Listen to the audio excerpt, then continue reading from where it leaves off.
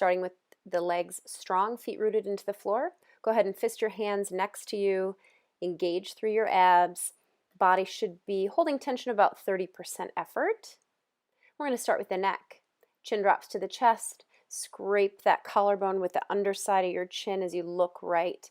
Continue that circle all the way around and back, through to the left. Find that chest again with your chin and lift. Reversing directions. So we'll go about 2 reps in each direction for each joint. You can just follow along with us. I'll give you a couple of coaching cues and we will try to do everything facing front as well as facing side so you can see what we're doing. Last rep here of this neck card, chin drops to the chest, scraping that right collarbone. Look left, scrape the left collarbone, and lift.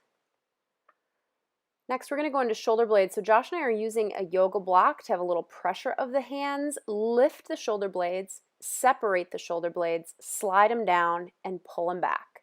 Lift, separate, slide down, and pull back. Reverse. Reach forward, lift up, pull back, slide down. Reach forward, lift up, pull back, slide down. And we'll turn to the side. So when we're lifting, we want to think shoulder blades become your earrings. Sliding down, think slide them into your back pockets. As you reach forward, think separate the shoulder blades or feel a little hunchback and then squeeze them back in together. Go ahead and set that down and we're going to go right into our shoulder joint. Fisted hands strong next to you. We'll start with that right arm. External rotation as the bicep comes to the ear. Internal rotation as you circle the arm around and back. Thumb presses back and then externally rotate to round that circle and come forward. We'll go one more rep on this side. Coming across the body, when you hit that first roadblock, freeze, engage through your abs more, and then internally rotate to reach around and back behind you. Back of the hand lands at the hip. Thumb presses straight back, and now unwind that doorknob as you reach all the way, palm up, come across the body just a bit, reset at that hip. And then we'll go into that left arm. External rotation as you come across the body and up. Bicep finds the ear. Internal rotation as you reach the arm open and back. Back of the hand lands at the hip.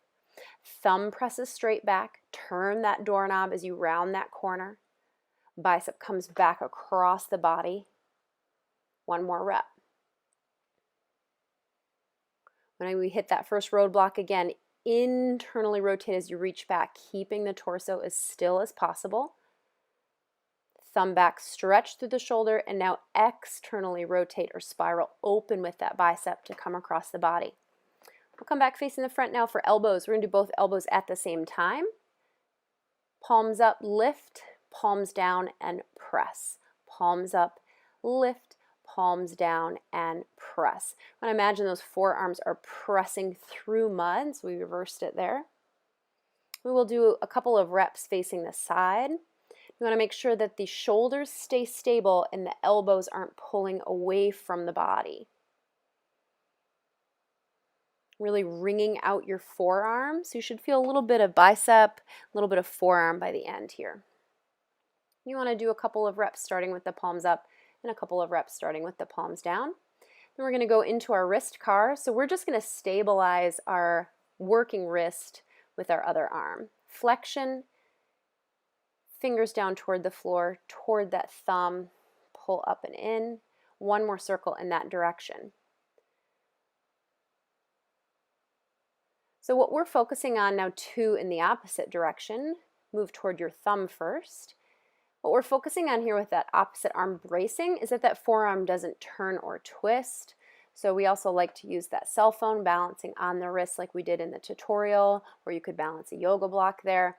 Keep you really honest with that circle. Should feel also quite a bit of forearm burn here. We'll get 2 reps in each direction on the other wrist.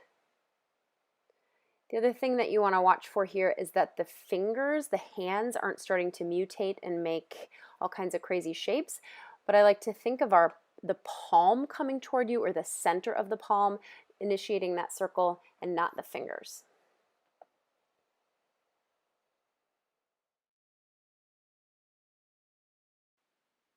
Next, we are going to be transitioning to our hip. So if you want to grab onto something to hold for balance on your supporting side, go for it.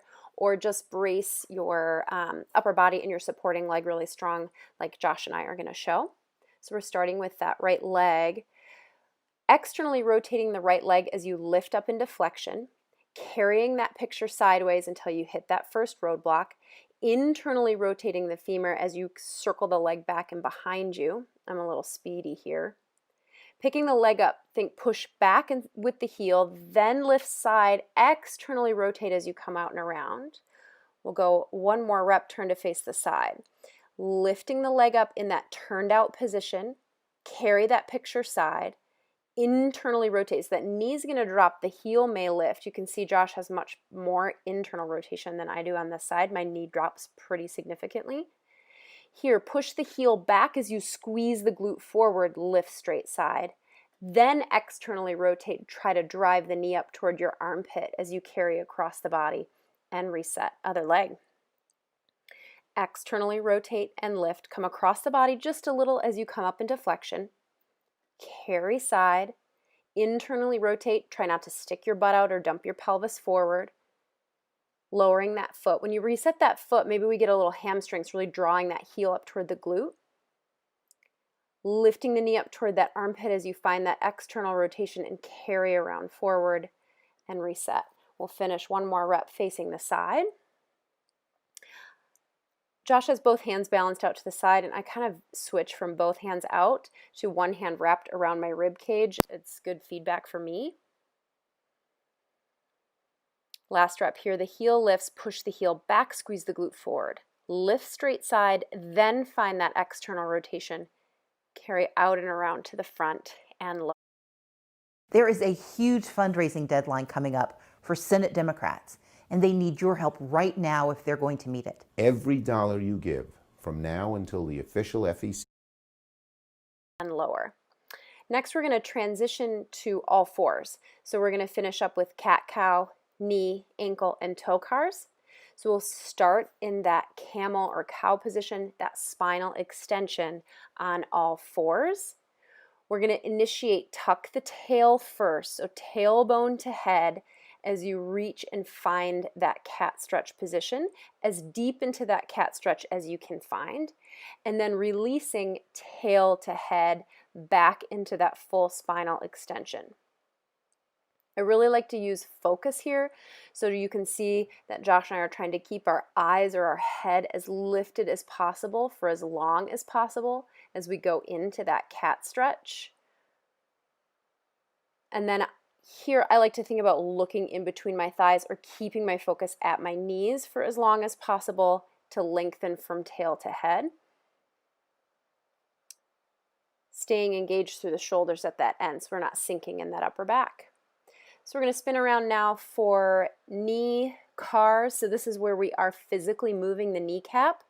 We're seated here on the floor and we're going to take each kneecap, push it side to side, up and down, and circle it around in each direction a couple times.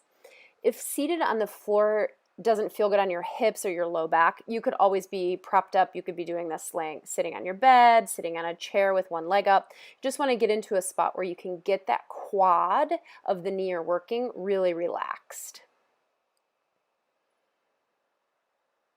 And then we're going to go knee cars here. So we're going to hook under, but same thing. You could be standing, you could be seated upright a little to get out of that hip. So we're going to externally and then internally rotate, then internally and externally rotate through the shin from the knee down. Going right into our ankle, flex the foot, circle out around toward the toes, two in this direction, and then reverse. I like to imagine my foot as like a rubber spatula scraping out the batter in a bowl. We'll go other side. So we're going to start with that patella. So you're literally going to touch your patella, push it right to left a couple times, push it up and down a couple times, and then circle in each direction a couple of times. Might feel a little crunchy, might feel like some sticking points. You just want to move it as much as you can through a pain-free range of motion. And then we'll set up for that knee car. So I'm just kind of hooking under so I can watch my shin. Externally rotate the shin, extend. Internally rotate the shin and flex. Turn it out and lift. Turn it in and lower, reverse. Keep it turned in and lift. Turn it out to lower. So here I usually feel pretty good burn through the outside of my shin. Onto that ankle. 2 circles in each direction. We're going pretty quick through each repetition just for time, but at any moment if you feel like one joint needs a little bit slower range of motion, please do so. And now we're onto our toes. Lift all 5 toes up, all 5 toes down. All 5 toes up, all 5 toes down. And now we try to lift just the big toe here by itself and then the little toes by themselves, and you can see that Josh is using his hand to push the other toes down so they don't get involved. So if you can't articulate through your toes, then you would just follow what Josh is doing. And then we're trying to lift the toes up and then place them down one at a time and pull them up one at a time. And maybe that doesn't happen quite yet, and maybe it does. So again, on that other side, we'll start all 5 toes up, all 5 toes down. And again, we're doing this in the combat position so that you can see a little easier, but you could be doing it standing, seated, whatever feels the most comfortable. Big toe lifts and lowers a couple of times, and then the little toes lift and lower a couple times. And again, if you need that assistance, you can see Josh is pressing that big toe into the floor to get the little toes to lift on its own. And then we're going to play the piano with our toes to finish it off.